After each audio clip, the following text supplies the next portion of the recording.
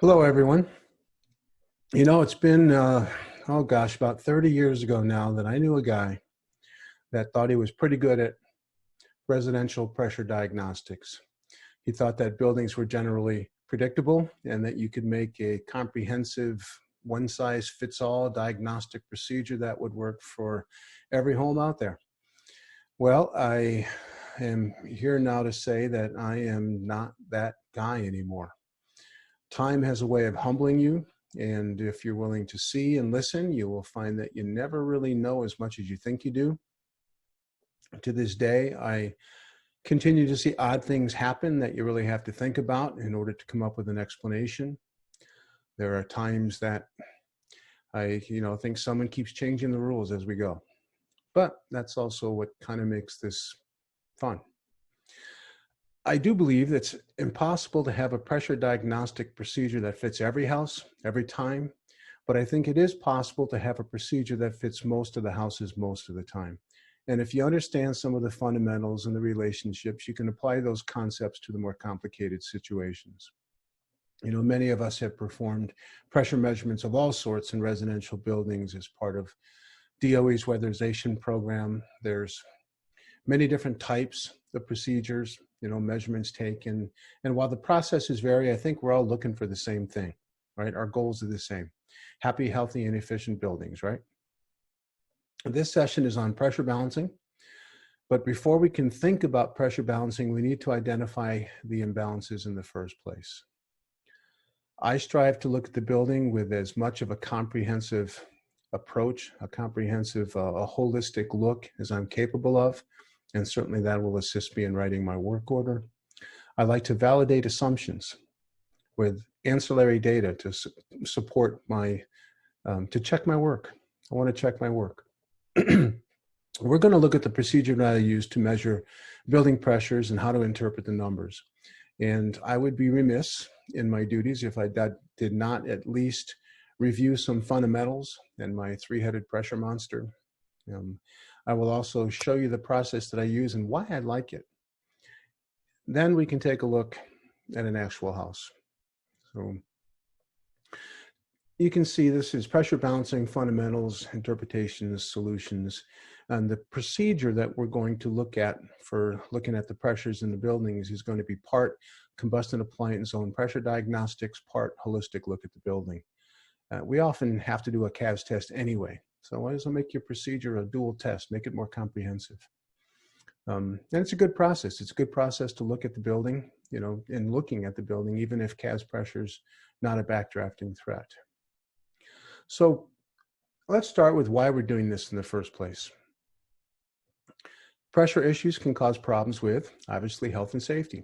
Backdrafting of atmospherically vented combustion appliances. We don't want carbon monoxide, combustion gases getting into the house. We certainly don't want to kill anybody. I'm not maybe as concerned about that.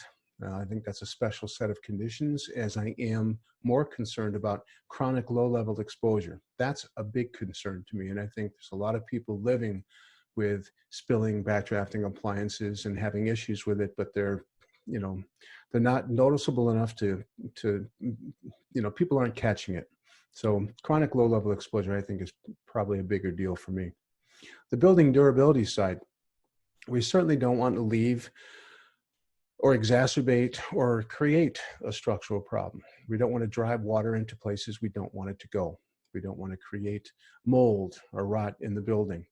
From an indoor air quality perspective, are we allowing soil gases, water vapor, radon, other pollutants into the building? I mean, where is that return duct leak located? Maybe the building is a little too wet or a little too dry. These are the kind of things that also cause occupant behaviors to change, and sometimes not for the best.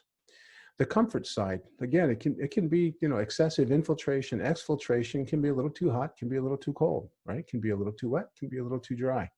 And the changes in occupant behavior, I mean, they range from inefficiency at best to hazardous at worst. We might change a thermostat setting or something and have it set up higher than what it needs to be just to try to keep one room comfortable. Or we might put a space heater in a room that's cold. It's not a good way to go either. And from an efficiency perspective, I think we get this, right? Pressure imbalances, duct leaks, they cost money, and it's often substantial. There's no, we don't want to be sucking air from outside into a house, conditioning it, and then dumping it back right outside, right? So I am a building blocks kind of guy. Concepts, fundamentals, I think are very important.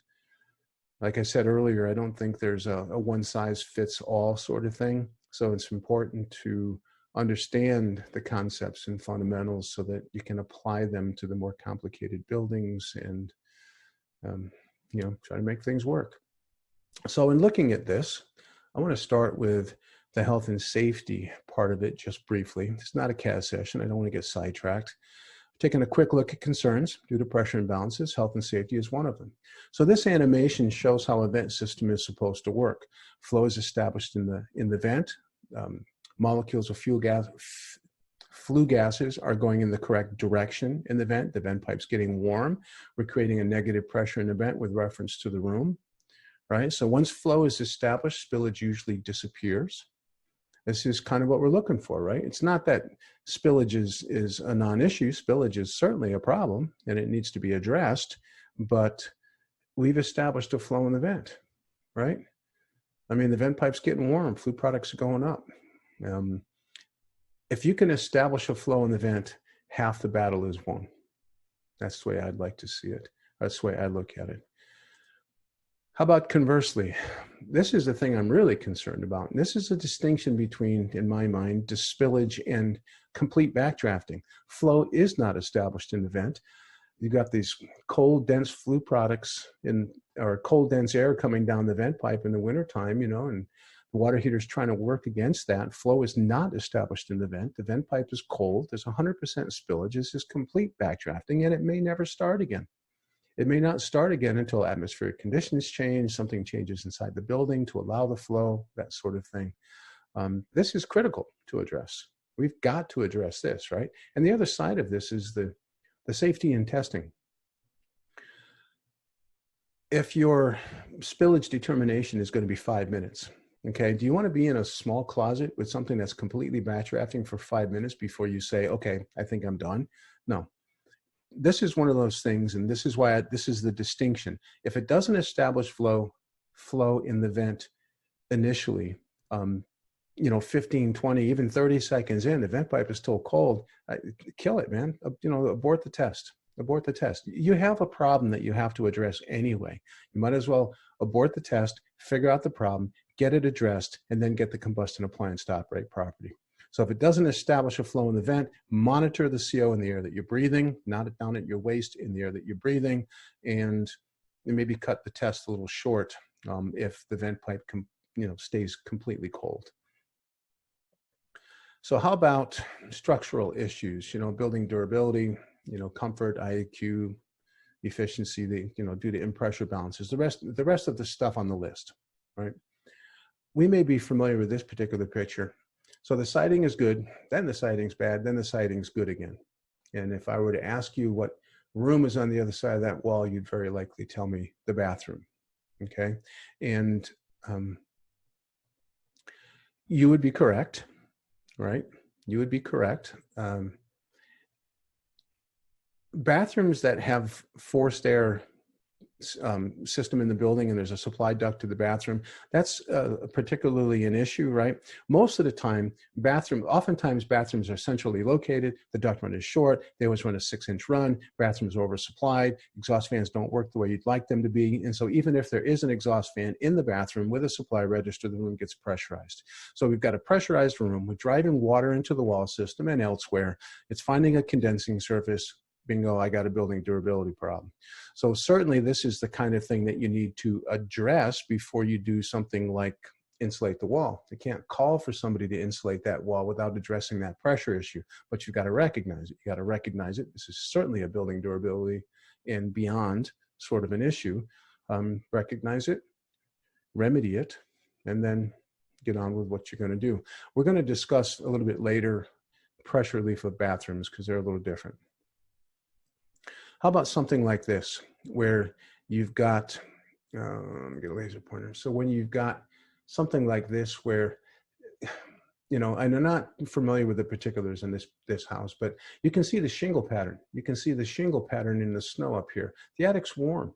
Now there could be a bunch of insulation up there. It could have, you know, an R50 up there, but if you're not stopping the air movement into the attic, it's kind of a, you know, insulation doesn't do you a whole lot of good, right?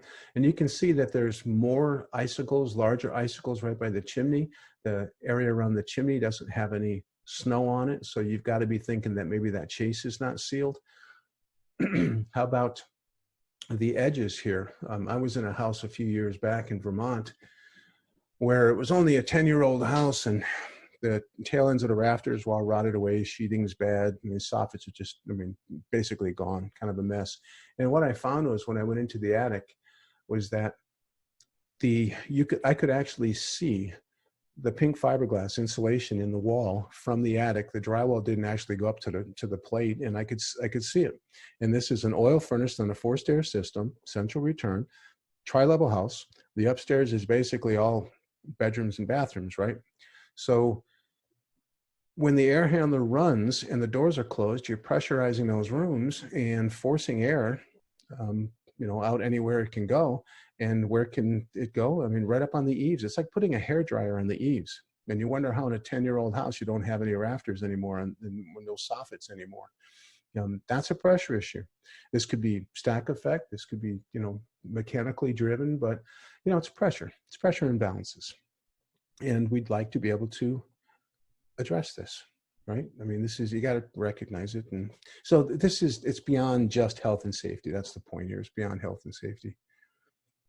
You could have something like this, where this could be, oh gosh, this could be,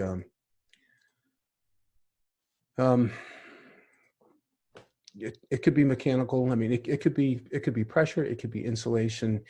The main thing is I want to use this as a trigger for discussion here. We had a house in my home state that was weatherized, and we affectionately call it the Fox 59 house. And it looked way worse than this picture. This was something that an inspector kind of screwed up. The house developed problems after weatherization, and the auditor ignored it, hoping it was going to go away. This house had two halves that were separated by a door. And when I said Fox 59 house earlier, yes, it did make the news, and not in a good way.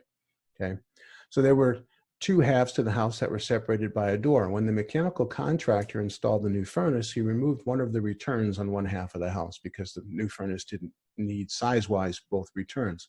And what that did was, now one side of the house is under a positive pressure because there's no return under there when the air handler operates, and the other side is under a negative pressure. Well, the positive pressure side of the house, there were fish tanks, there were plants, there was a river in the basement, which really should have been looked at before the house was weatherized. So there's a lot of water. And this water vapor was being driven into the attic, where it was condensing on the roof sheeting, dripping back on the insulation. You could literally walk in the living room and get rained on because there was water droplets on the drywall on the ceiling. That's how much water was in here. So it's kind of like a rainforest, except without, you know, all the good plants. You know, this is a petri dish of all kinds of nasty stuff over there, and, you know, not very livable. Now, the other side of the house, where the return was located, also contained a fireplace, and they were using the fireplace. It was uncomfortable, excessive infiltration, that sort of thing. It was dry. But anyway, they were using the fireplace and had the heating system take over, you know, at some point. And when the air handler operated from the heating system, aside from the, you know, we tried to kill the client aspect, there was a $20,000 smoke damage claim. You know, all of it pressure driven. I mean, one side of the house turned into a petri dish, and one side of the house turned into a Kevorkian death chamber. You know, I mean, not really where it is that we want to go. Now, certainly proper diagnostics catches all this. One of the problems in this house was that 2-pipe 90 electric water heater. People figured, I really don't need to do any testing. Well, again, it's beyond CAS testing. It's whole house pressure diagnostics is what we're kind of doing as part of this test. So in the last few slides, we I just want you to get you to think about how it's not just health and safety. It's indoor air quality, it's comfort, it's durability, it's efficiency. All this stuff is impacted by pressure imbalances.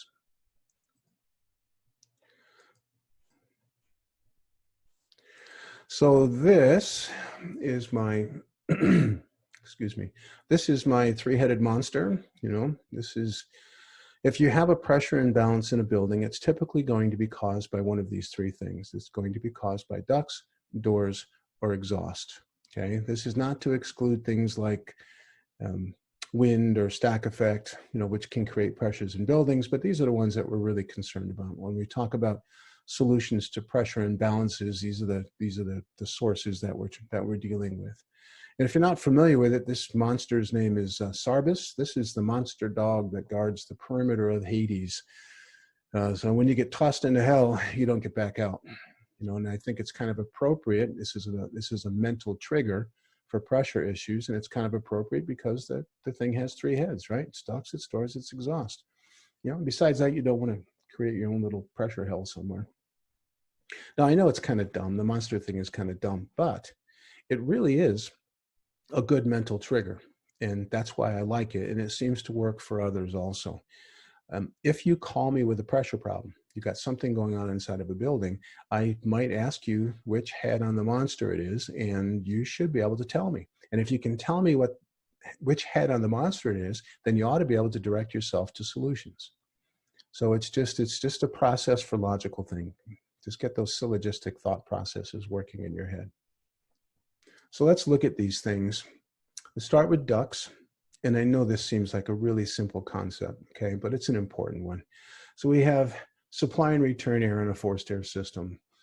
Air is being taken from the structure, being conditioned and put back in the structure. The return side is under a negative pressure due to the dynamics of the blower. The supply side is under a positive pressure with reference to the house on the, you know, on the supply side. So I know this is a simple concept, but it kind of leads to this question. Let's think about this. If I were to put a pressure gauge in this room and ask you to measure the pressure in the room, and then, you know, what is going to happen to the pressure in the room when this wall fan is operating, or a box fan sitting on a table, or an unvented clothes dryer, or a forehead greaser, a recirculating range hood when that doesn't exhaust outside? What would happen to the pressure in the room as you operate these? And the logical answer to that is, well, nothing, right? I'm not taking any air from the room. I'm not putting any extra air into the room. All I'm doing is recirculating the air in the space. And so the pressure with reference to outside in that space doesn't change, okay? Now, again, a very simple concept, but why does that seem to get lost when we're dealing with duct systems? Right? The main body pressure should not change if there's no duct leaks or door problems. And we don't want building pressures to change as the air handler is operated, right? When the air handler comes on, it shouldn't change the pressure in the building. And as professionals, that's part of our goal, right? That's what we're looking for when we get our work done. So let's look quickly at a couple things here. Let's look at duct leaks to the outside. You can see that, again, when there's no duct issues, no duct leakage to the outside, when there's no pressure imbalances due to door closure, the main body pressure is neutral. But what if we have a leak on one side of the system to the exterior? You can see what it does, and the pressure in our building is becoming positive. So we're taking air from outside, we're blowing up the house like a balloon. It's kind of like putting a box fan in a window. I can put it either direction in the window, right? I can blow air from outside in, or I can take air from inside and blow it out. Obviously, it's going to change the pressures in the buildings depending on which way I face the fan. So a positive pressure from a health and safety perspective, this may not be that much of an issue. Maybe it makes a bad vent system, helps it to work. Maybe an exhaust fan issue is overcome by the positive pressure on the return side. I mean, it's oftentimes not a health and safety issue, but building durability, well, if we're pressurizing the building, that means we're driving water someplace, right? And that can be an issue. That can be an issue. Talk the house that I just described to you, where half the house was under a positive pressure and it turned into a petri dish.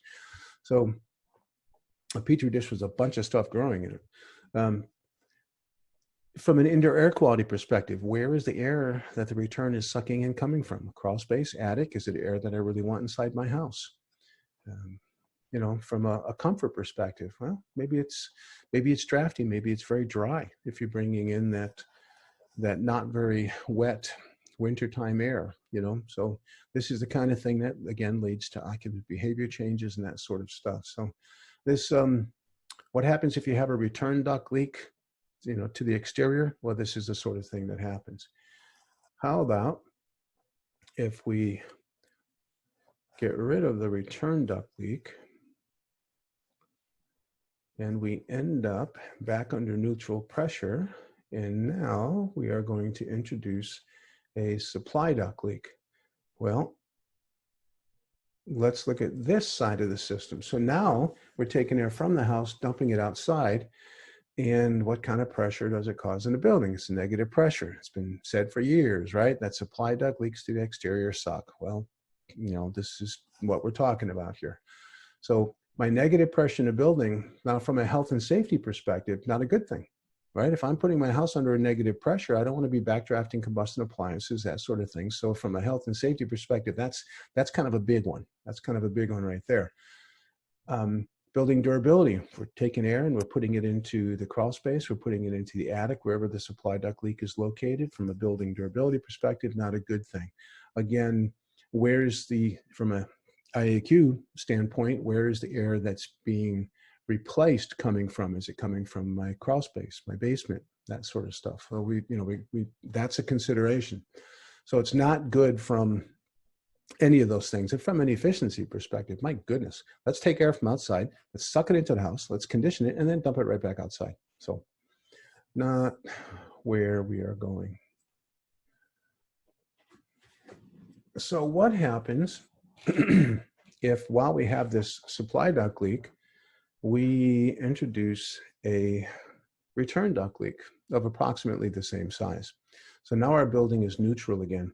This is kind of like, if you remember way back in the day when, you know, dominant duct leak test, right, was mentioned.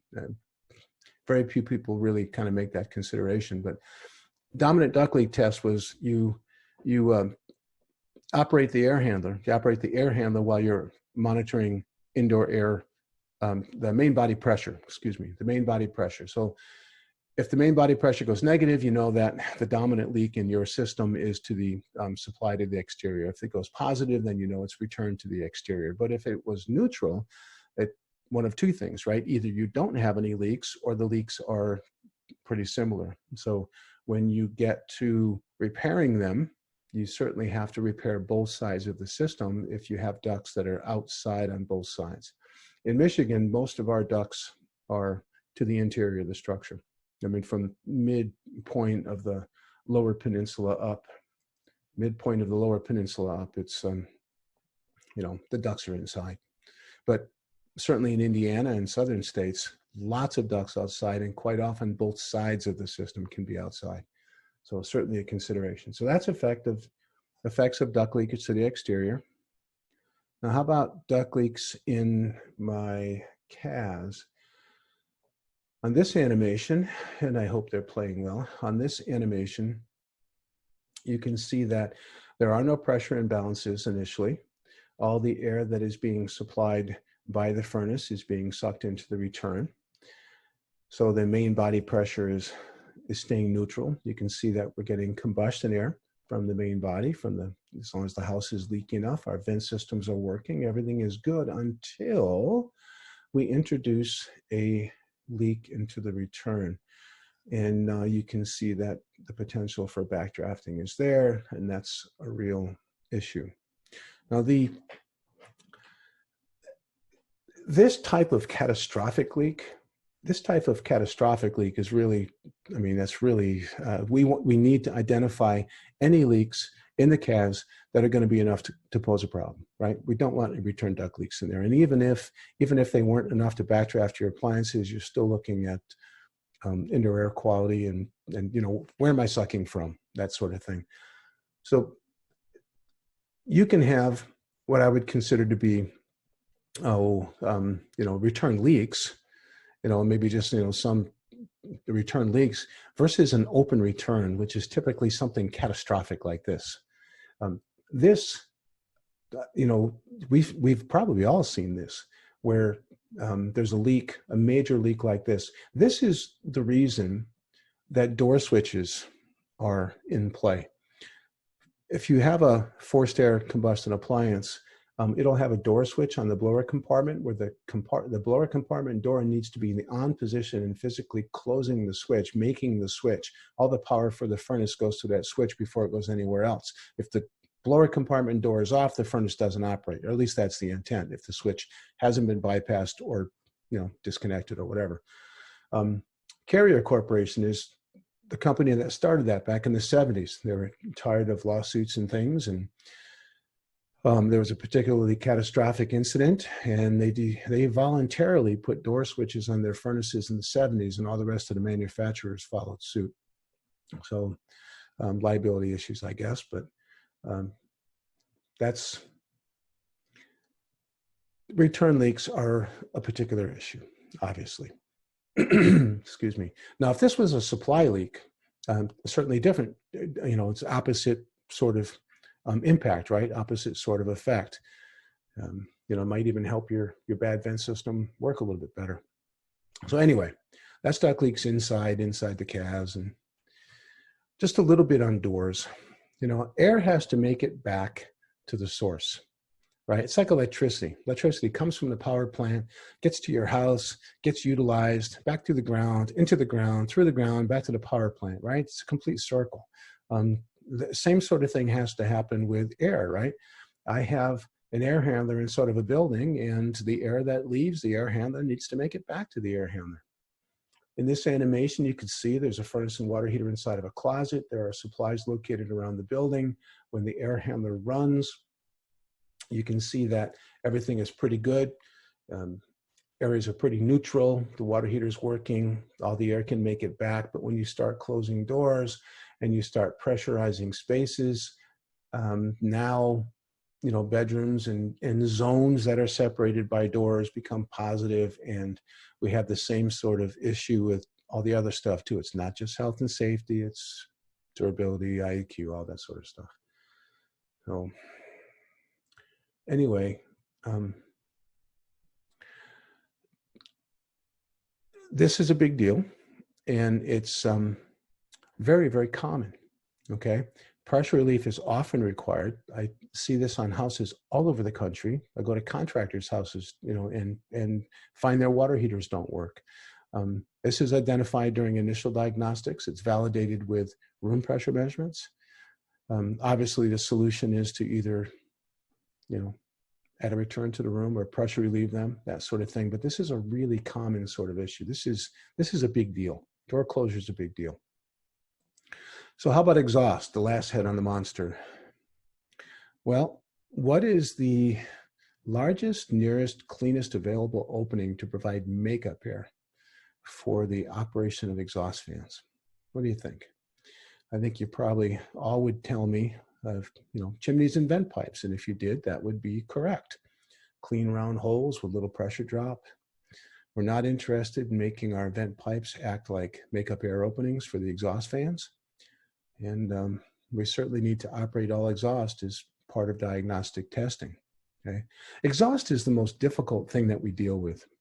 We can seal ducts, we can pressure relieve rooms, but exhaust and combustion appliances that are susceptible to excessive negative pressure, they can't live together. And typically isolation or replacement are really your options, When we talk about exhausts, though, don't forget PAVs, don't forget power attic ventilators. Excuse me. Hold on. I've been talking too much today. This is part of exhaust fan operation. Now, I personally don't believe they're needed if we do everything else correctly. If we air seal, do a really bang up job on the pressure boundary between the attic and the house, if we air seal the ceiling and we insulate properly, I think it really eliminates a lot of the need for this.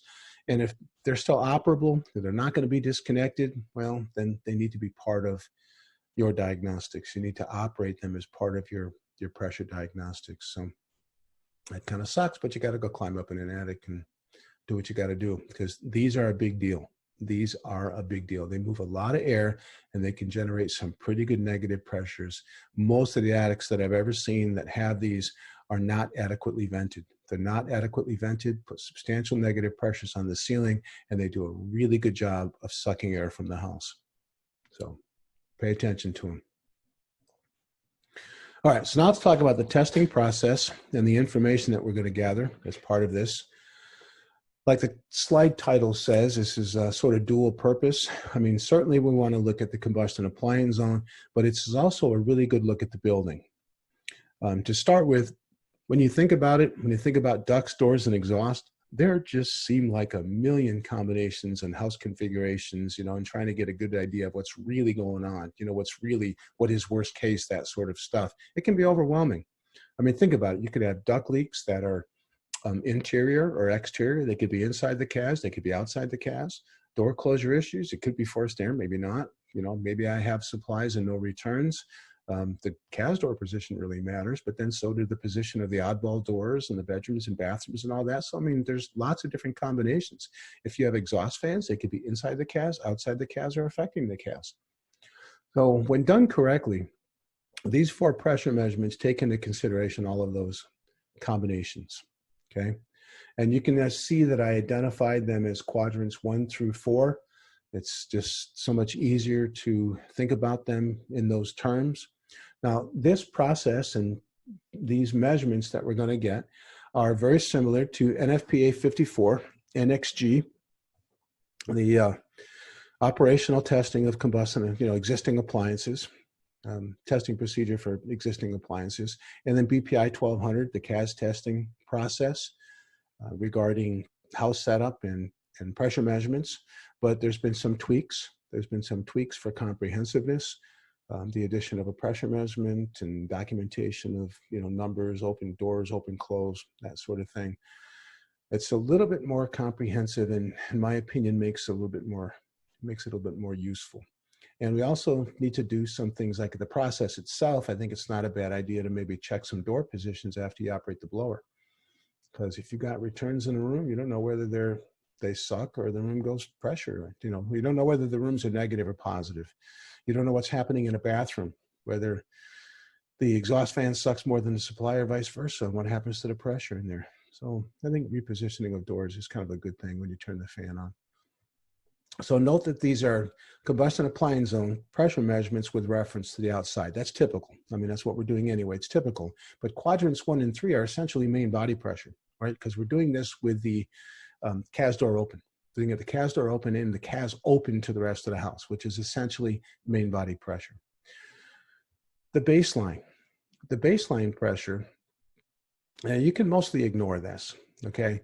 Baseline is only important if you're going to try to estimate the actual level of depressurization from the exhaust. Other than that, it's not part of the procedure, right? It's not needed for CAS testing, and it's not needed for looking at the 3-headed monster, right?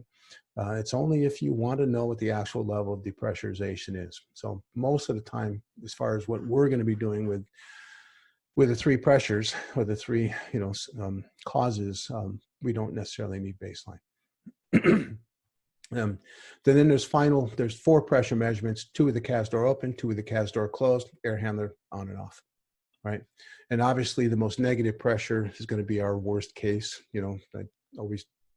I'm not sure we ever really know what worst case is, but we do our best to make that determination. And obviously the most negative pressure in these 4 quadrants would be the pressure that we would put the house under when doing our combustion appliance operational testing. And the rest of the numbers tell us some information about the house. So what kind of information does it tell us about the house? Well, in quadrant 1, because we've gotten the baseline, and then we set up the house, turn on the exhaust fans, set up the house like you're going to do for your testing. And so it's pretty self-explanatory. It's going to be exhaust fans. Right? Now, remember, 2 heads of the monster are blower driven. So quadrants 1 and 2 can only be exhaust fans, right? Quadrants 3 and 4 turn into the other two heads. So quadrant 2, if quadrant 2 is more negative than 1, what you're doing is you're trapping an exhaust fan in the CAS, right? Or there's an exhaust fan affecting the CAS from another zone, right? Maybe an attached room or the PAD in the attic, something like that. Quadrant 3 is blower driven, pretty self-explanatory. If it goes negative, it's got to be supply duct leaks to the outside or interior door closure. If it's, I am really sorry, excuse me.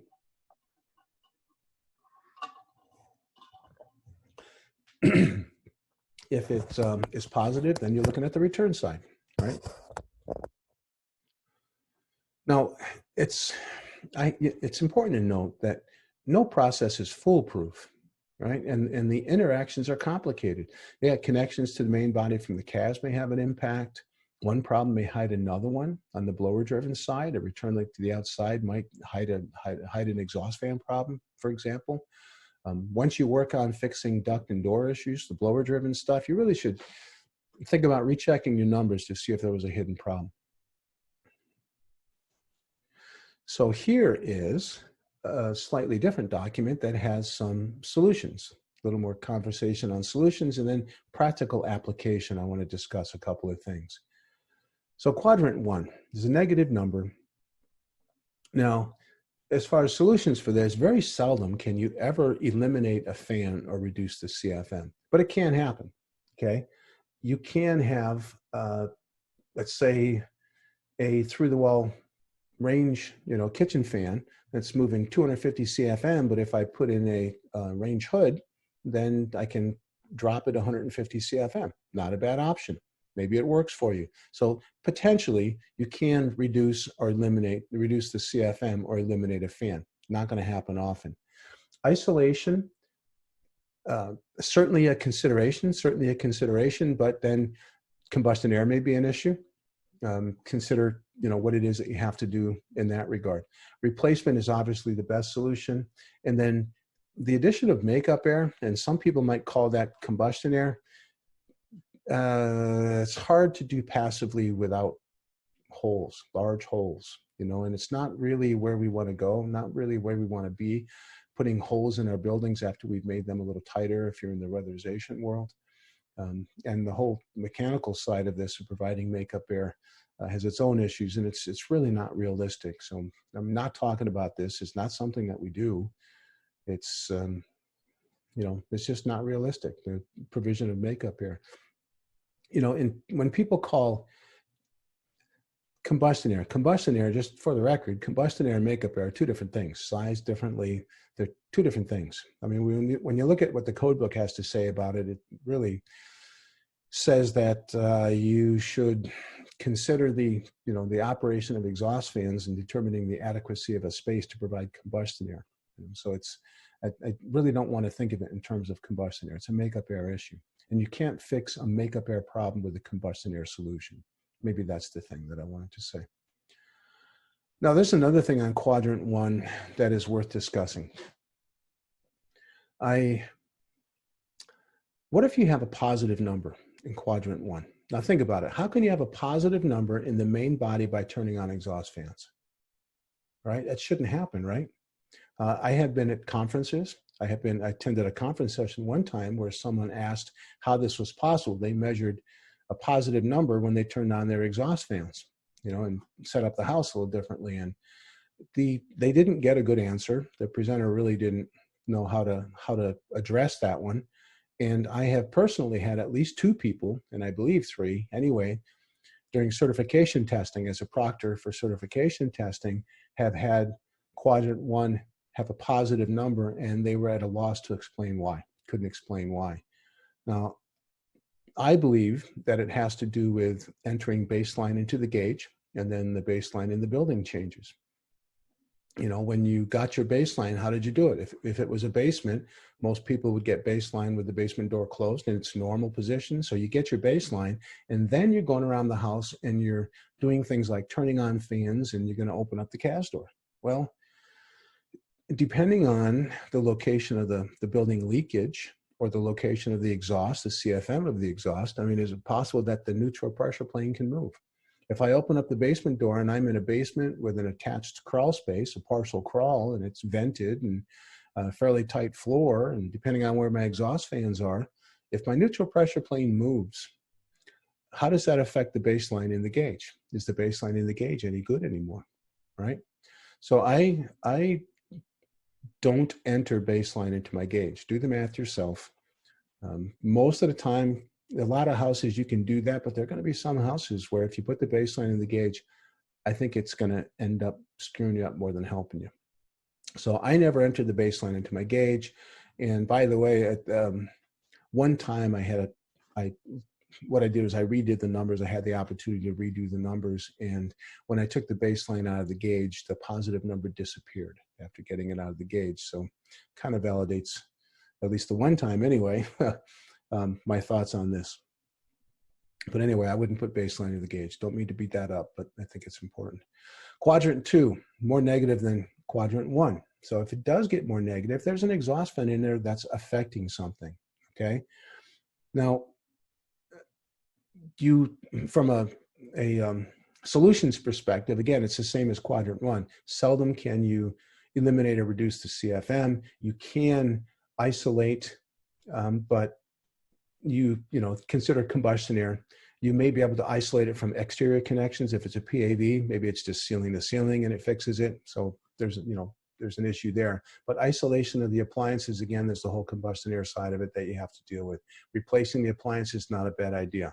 Sometimes pressure relieving the CAS to the house is not bad. If this is a utility room and there's a dryer in there with your furnace and water heater, and the house can handle the CFM of the exhaust for the dryer, and you open up the door and pressure disappears everywhere, and by all means, connect it to the rest of the house.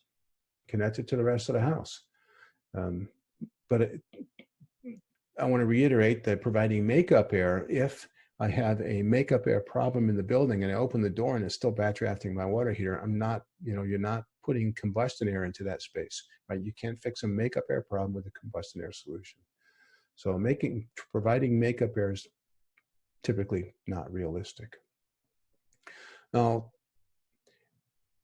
note that you can still have an exhaust in the CAS and it may not go more negative, okay? I want to point out here that you can't detach your brain just because you have a process. What we're looking for, it's because that's a function of larger versus smaller exhaust, that sort of thing. What we're looking for is if there's an exhaust vent in the CAS that is causing a problem, okay? That's what we're looking for. That's what we're trying to identify here. So you can have an exhaust in the CAS even if it doesn't go more negative. The basements are good at that. So quadrant 3, pressure changes from quadrant 1. If it's blower driven, it's got to be ducts or doors or both, and it's pretty self-explanatory on repairs, right? We're either pressure relieving or we're duct sealing, depending on the side. Now, validate your deduction, okay? What do your pressure pad numbers tell you? There are times that people will get pressure pad numbers and write them all down, but not really take a look at what happens to the main body pressure. We should be checking main body pressure with the air handler on too, just to seeing whether or not the numbers that you got and the amount of leaks that you have are actually causing a problem. And this process will separate that. It'll separate that from the door closure, and you can see exactly what it is. The room pressure measurements. You may do room pressure measurements and wonder how it's going to affect the building. Well, now you know, because it's going to separate it in this process. It'll separate just exactly what the level of depressurization is from door closure.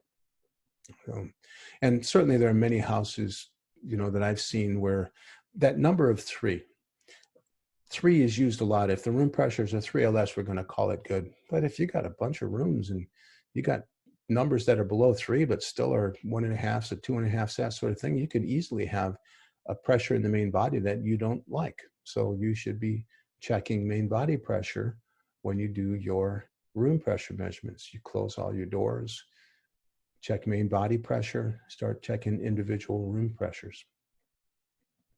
Quadrant 4, if it goes more negative, pretty self-explanatory. I got duct leaks in the CAS, right? Negative or positive. If it changes in either direction, then you know what you're looking for. Again, no process is foolproof and the interactions can be complicated. Once you've made substantial repairs, recheck your numbers, see if you missed something. So right now that we've had fundamentals and the testing processes, we've kind of gone through this stuff, gave you a process, gave you some ideas on solutions, gave you an idea of how to do a process that'll help you write a work order. I want to look at how it works in the real world. So let's look at an actual house here. This is a very generic single-story ranch. I hope the video is playing well on your end. It's about 920 square feet, so it's not real big, hip roof. As we go around the corner, you're going to see it's got a fair amount of exposed block and windows. So we have a basement in this house. There is a chimney that has been relined, and the furnace and water heater vent into the chimney. So this is a typical generic single-story ranch with a basement. Now, I don't expect much here. I don't expect much. We haven't tested this house yet. This was the first time that we've done testing on it also. So it's not something, I don't expect much, but sometimes even the simplest of houses has their own surprises. So that's the house. And here's a little shot of our chimney and our vent. So let's do a little blower door test. The blower door test on this house indicated that we were around 1070, around 1070. So we're around 1000 CFM on a 920 square foot house. So setting the stage here, we have a house that's a generic sort of small, pretty tight house, right? Mechanically, you can see that we have in the upper left, there's a water heater, atmospherically vented water heater. Upper right, there's a mid-efficiency 80% furnace that is common vented into the relined chimney along with the water heater. In the bottom left, there's a clothes dryer in the basement on this house, and it wasn't vented particularly well. A kink in it, and who knows, it's moving a whole lot of air, but it is what it is. And then the bottom right, we have a bath fan. So we have 2 exhaust appliances in this house, and we have 2 Category 1 combustion appliances common vented into a relined masonry chimney. So the process itself, let's look at the testing part. Measurements, again, are taken from the calves with referenced outside. I mean, it gives us the worst case number, but also gives us pretty pertinent house information. And worst case, again, it's just one part of a bigger picture, right? We want to take a pretty comprehensive look at this. The first measurement we're going to get is baseline. So baseline in this house, it was a really calm day. It was excellent for testing. I wish every day was like this for pressure diagnostics. It was cool indoors, kind of warm, hot outdoors, fluctuating between 0.1 negative, 0.1 positives, kind of settled in on 0. So essentially, just a low stack effect day. So this is what we look like. This is where we're going to start. So now we're going to set up the house and get ready to get quadrant 1. You get your doors positioned, you get your exhaust fans operating, you go through your house setup, and we're going to measure calves door open, furnace fan off. We're going to get a pressure measurement and document it here, okay? Not that difficult from what you may currently be doing. The measurement on this house happened to be a 3.2. And since the baseline was neutral, this is the actual level of depressurization due to exhaust. Okay, now remember that ducts and doors, those 2 heads on the monster are blower driven. So quadrants 1 and 2 are always going to be exhaust. And I don't know if you've noticed yet, but I always use long-term averaging for this kind of testing. And really, it's the only way to go for quicker, more accurate numbers. You can see I'm at 88 seconds here on this one, and it got a nice stable number and stopped. Now, I like this. I really think it's the only way to go. I'm quick and pretty accurate. But if you do this, there's a caveat to it. You always have to make sure that you reset the gauge before documenting any numbers. We certainly don't want to long-term average one set of numbers into the next. Okay, so if you're going to use long-term averaging, make sure that you reset the gauge before you ever pick up a pencil to write the second number down. You can hit the hold button twice. Hit the hold button, hit the hold button again, it'll reset the gauge and start over. So that may be an easy way to do it, or however you want to do it, but reset the gauge. Now, I also like to check my work, and I think this is an important part of this. I always recommend plotting quadrant 1 on this chart. This chart is from the Energy Conservatory. It was in the, I believe it's still in the blower door manuals, but it's a pretty nice chart for kind of figuring out where you're going to end up at the end. But in order to be able to use this chart, you have to have good numbers. And using the chart is a good way to check to make sure your numbers are okay. Okay, let's think about this. If I had a 3000 CFM 50 house in my quadrant 1 baseline adjusted level of depressurization from exhaust was 3 pascals. That is telling me that I have 500 CFM of exhaust. Well, in this house, all I got is a dryer and a bath fan, right? That's not likely. I'm not getting 500 CFM out of a dryer and a bath fan. So what it's telling me is one of my numbers is wrong. Either my blower door number is wrong or my quadrant 1 number is wrong. And I know that baseline is a hard number to get depending on the wind and all that sort of stuff. I mean, sometimes these numbers aren't paying. And this is a good way to kind of get an idea of whether the numbers you got are pretty reasonable. So the numbers in our house were 3.2, which is right down here, right? 3.2, 1100 CFM 50 house, 3.2 CAS, 3.2 quadrant 1 number, which tells me I'm somewhere about 180 or so CFM exhaust. Now in this house, what I did was we measured the CFM of the bath fan. It was about 60 CFM. Now, the dryer, I don't normally do this, but the dryer we ran by itself just to see what the level of depressurization in the house from just the clothes dryer was, and it was about a 1.6. And I'll tell you what, when you look at this chart, if you look at here, 1100, and you go up to a 1.6 number, that puts you right around 120 CFM, right around 120 CFM of exhaust. Well, gosh, 120 CFM for the dryer and 60 CFM for the bath fan puts us right at 180, and so it plots pretty well.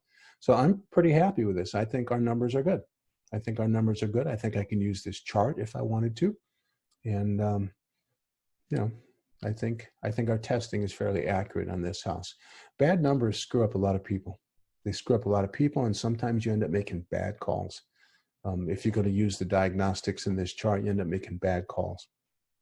So plot it, make sure that it works, make sure that it plots reasonably, and kind of go from there. So our first number was 3.2. That's the number we got. So this is where we are now. Now let's close the CAS door and get a quadrant 2 measurement. So in quadrant 2, our measurement happened to be a 3 pascals. About the same as quadrant 1, slightly less negative. Now we did isolate an exhaust fan in the CAS. There's a dryer in the basement, okay?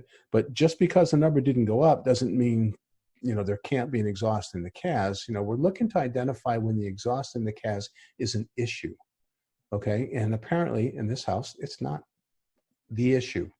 Okay, and certainly what happens here is a function of how well the basement is connected to the rest of the house, the CFM of the exhaust fans, potentially when pressures are combined versus the pressures generated when they operate by themselves. I mean, the cumulative effect in some houses, and depending on the number and amount of exhaust you have CFM-wise, the cumulative effect in the main body may be greater than what the individual sum of the fans is. So there's some dynamics at play here, but in this house, we didn't identify anything unusual or anything just really out of whack. So this is what our numbers look like now: 3.2 and 3, 0 PA baseline. Let's get quadrant 3. Now this was with the forced air operating. We're going to open up the CAS door again. We're going to turn the furnace fan on, and we are going to do things. If you haven't done it already, I think you should recheck the positions of the interior doors. I think that's not a bad idea. Make sure your supply registers are open if you haven't done that. Get the filter, remove the filter. That's certainly worst case. And we have to be able to move air if we're going to identify a blower-driven pressure imbalance. Got to be able to move air. So take the filter out. Let's make sure we can move some air. So our number was a minus 2.8 for quadrant 3. Now let's look at this. Quadrant 3 is less negative than quadrant 1. Remember the chart? The chart that we looked at, the quadrant chart that had the causes and solutions. Now this indicates either a door closure issue or a return duct leak to the exterior. Now this building, it didn't change when you opened up the doors, and the air handler on it was still positive. So, I mean, I got to be looking at returns. I got to be looking at the return ducts. Now, this is an odd sort of thing that you don't see very often. I really didn't want to make this confusing. I debated whether or not I wanted to include it here, but I decided that odd stuff is real world, man. And so let's take a look at the return.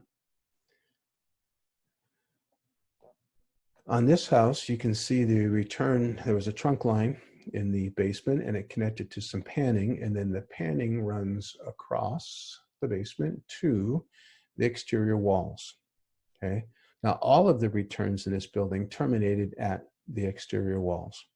Okay. The main return, there's returns in the bedrooms. They go to the exterior walls. So how is that an issue? Well, in this particular house, you can see here that there was a huge gap.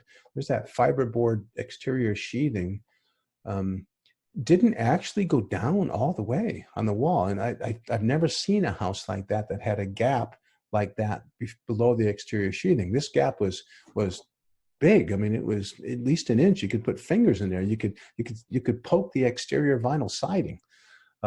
It was really leaky. It was really leaky. I'm not sure I've ever seen one that was this leaky before. Connected to the outside like that. The gap was an oddball sort of thing. Okay, an oddball sort of thing. So, and all of the returns had this connection to the exterior. So you can see that we kind of caulked it up to try to address that. The gaps were caulked, and it took quite a bit. And it's interesting also that, I mean, this is the type of thing that would be caught by the old dominant duct leak test, right? But it's caught in this process because it's designed to do that. So now let's redo quadrant 3 with the return duct leaks repaired. And now our number is a 4.3. So after adjusting for the anomaly of the return duct leak to the outside, it's more negative. It's got to be ducts or doors. And all the supply ducts are interior in this house. They're ducted interior, not part of the structure, that sort of thing. And it's got to be doors. So you can verify that.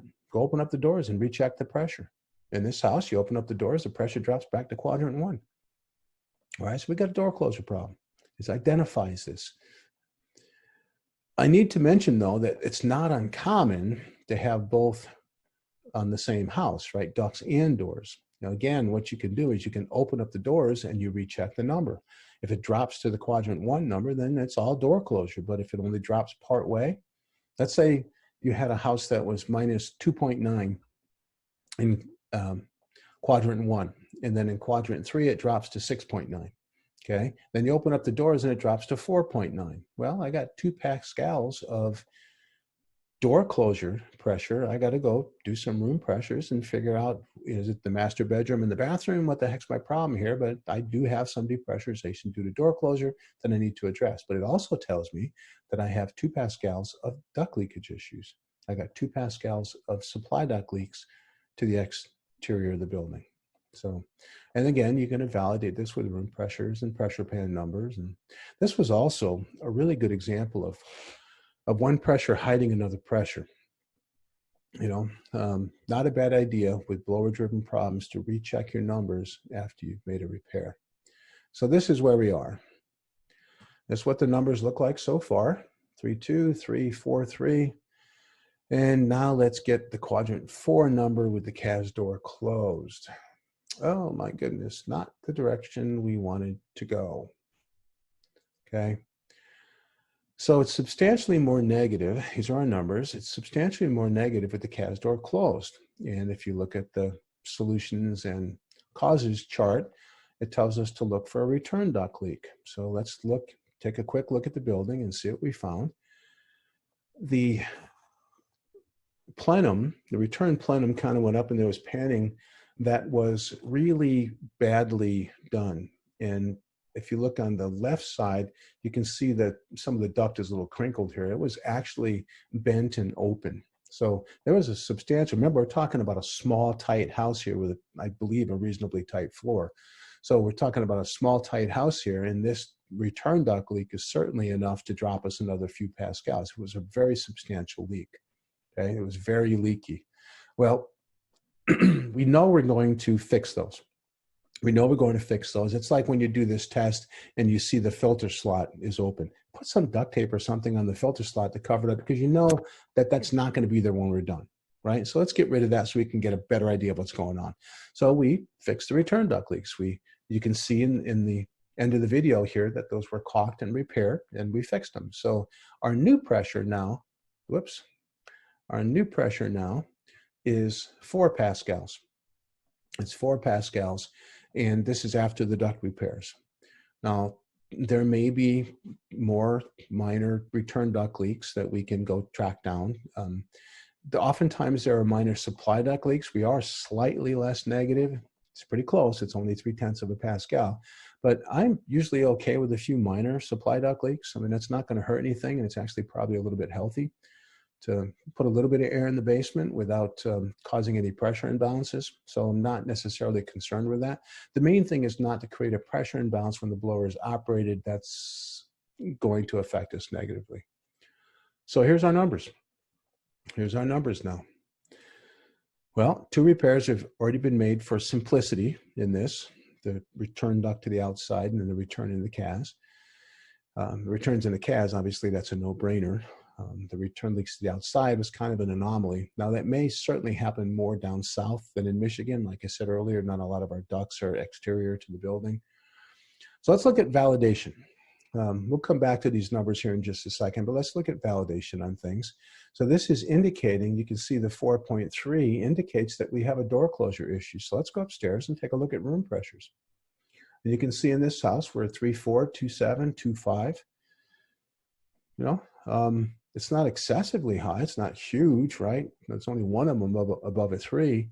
But you should always be looking at main body pressure when evaluating room pressures.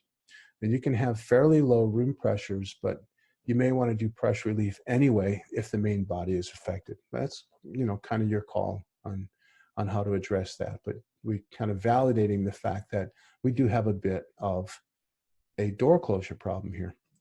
Now, how you address that, you know, I don't want to spend a lot of time here. I think we're probably all familiar with this.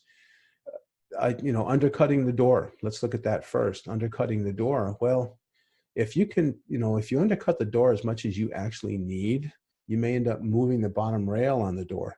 You may end up with, you know, kids being able to look under the door and, oh, mommy, daddy, you know, sort of thing. And cats going in and out. You know, I mean, it's undercutting the door is oftentimes not the only solution. I like the thought of transfer grills, and I like in the upper left-hand corner, if you're looking up here, where you offset them, where you can get air transfer without light and noise transfer. I kind of like that offsetting, but my experience has shown that due to the constraints of the wall cavity itself, if you're only using one, oftentimes this needs to get done in conjunction with undercutting the door a little bit, just to make sure that you can adequately pressure relieve the room. You may not be able to pressure relieve it just by doing that. I don't care the size of the grills, you're limited by the wall cavity size. I like jumper ducts, not a bad idea. Sometimes it's your only option, and it actually works really well. The whole grills, the grills through the wall or grills through the door, I'm not a fan of unless you're doing this Tamarack sort of stuff where you can stop the light and noise transfer. I like the Tamaracks. I like the Tamarack, you know, I like stopping light and noise. You can't just put grills on doors and expect them to work. So There's different ways of pressure relief. One that's not here is add a return. You can add a return. That may be the best thing, so that you know if you size it right, then you know you're good. And so after repairs, we got no door closure depressurization. Now I do want to look at the bathroom here. Like I said earlier, I think bathrooms are a special consideration. Oftentimes they're oversupplied and can be substantially oversupplied. This particular bathroom on this house was a minus 2.7, 2.8, somewhere in that range.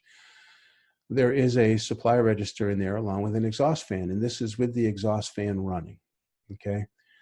I still believe there's a building durability issue here. It's still under a positive pressure. We can still drive water into the walls, right? And there are some that maybe are not looking at bathrooms. I know people that don't look at bathrooms. All they do is look at bedrooms. We've got to address the bathrooms. I think the bathrooms are kind of they can be a double whammy.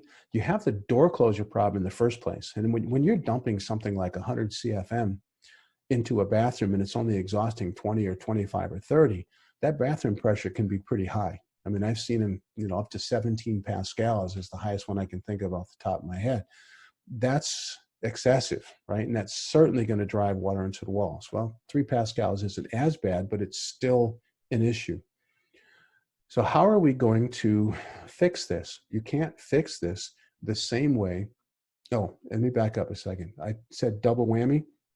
One, it's a door closure problem. But two, think of what happens to the CFM flow of the fan when you have something like you got a shaded pole generic, exhaust fan up there, and you reduce the suction side pressure, which is essentially what you're doing by pressurizing the bathroom.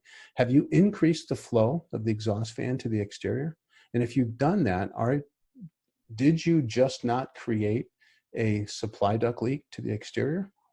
We're taking air being dumped into the bathroom by the supply, and then we're dumping it outside through the exhaust fan. So in small houses like the 800 square foot, 800 CFM 50 sort of a thing, I have actually seen just the bathroom cause enough problem where water heaters backdrafted. So it all ties in, the tightness of the house, the size of the house, all that sort of stuff, and the amount of air going into the rooms and all that. So we've got to address bathrooms. If you're not addressing bathrooms, we need to think about bathrooms. So how do you pressure relieve a bathroom? You can't do it like you do for the bedrooms, because we can't share burrito night with the rest of the world, right? The best way to do it is to reduce the supply into the room, put the appropriate amount of supply air into the room so that the bathroom is actually negative when the fan and the blower are both operating. You might even want a little bit more than that, but we want the bathroom, when it's hot and steamy, we want the bathroom negative. We don't want to be driving water into walls. We want the bath fan to be able to do its job. So you can adjust the CFM to the bathroom by finding the takeoff maybe and putting a butterfly damper in and adjusting it down to where the pressures are where you want them in the bathroom, and then screw the handle down or something. I have in many instances taken maybe a ductboard donut, 6-inch round ductboard donut, cut a 2-inch hole in the middle, try it out like that, see what the pressures are. When you get the pressure where you want it, mastic it in place, do it from the register side, sort of a thing. But we do need to pressure relieve the bathrooms. Okay.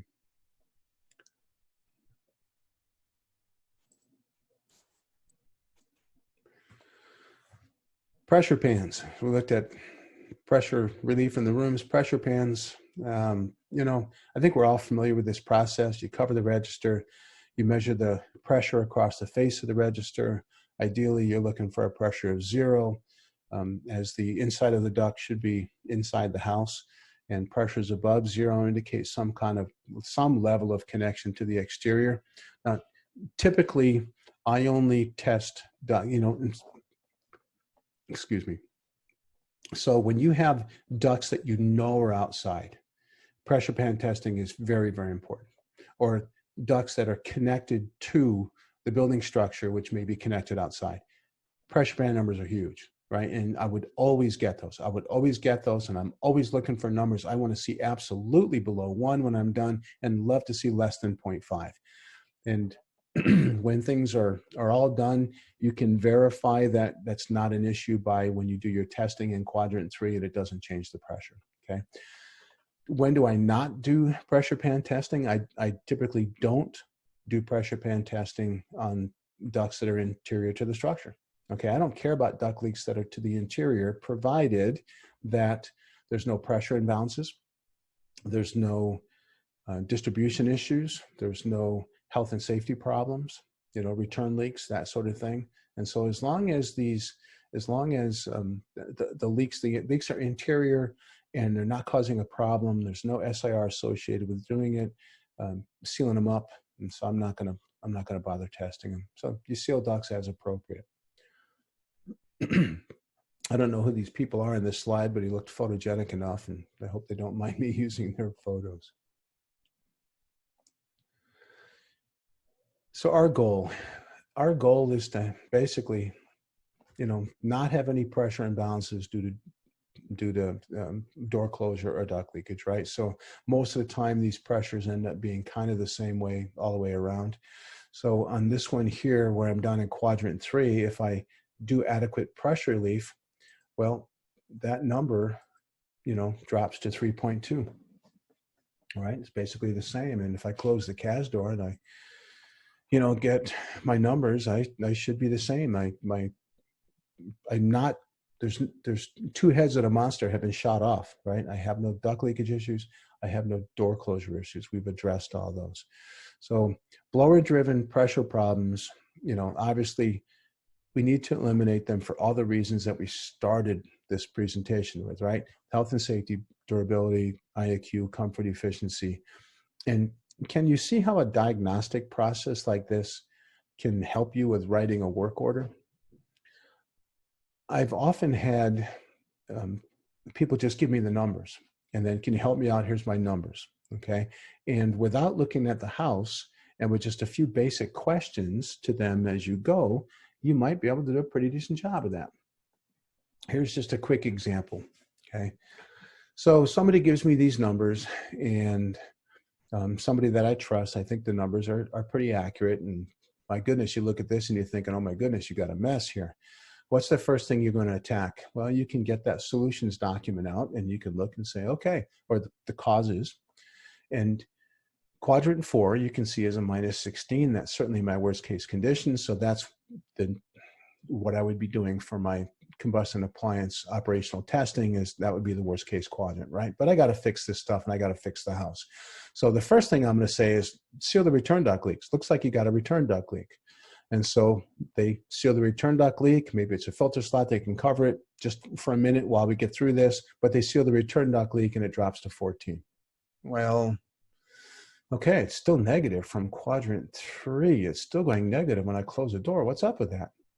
But if you look at quadrants 1 and 2, you can see that I apparently have trapped an exhaust fan in my CAS, right? So you ask them, you ask the person, hey, is this a utility room, right? And you've got a washer and dryer and you've trapped your furnace and water heater inside this room with the dryer, you know, and the person goes, wow, you're psychotic. How'd you know that?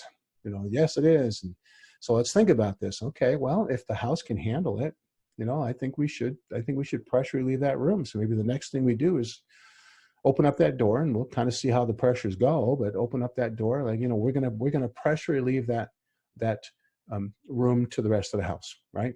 Louver doors, grills, whatever we're going to do. And so when you do that, that one drops to 5, and then this one drops to 11, which makes sense, right? There's no pressure imbalance caused by closing the door anymore because we've connected that room to the rest of the house. So let's focus on quadrant 3 now.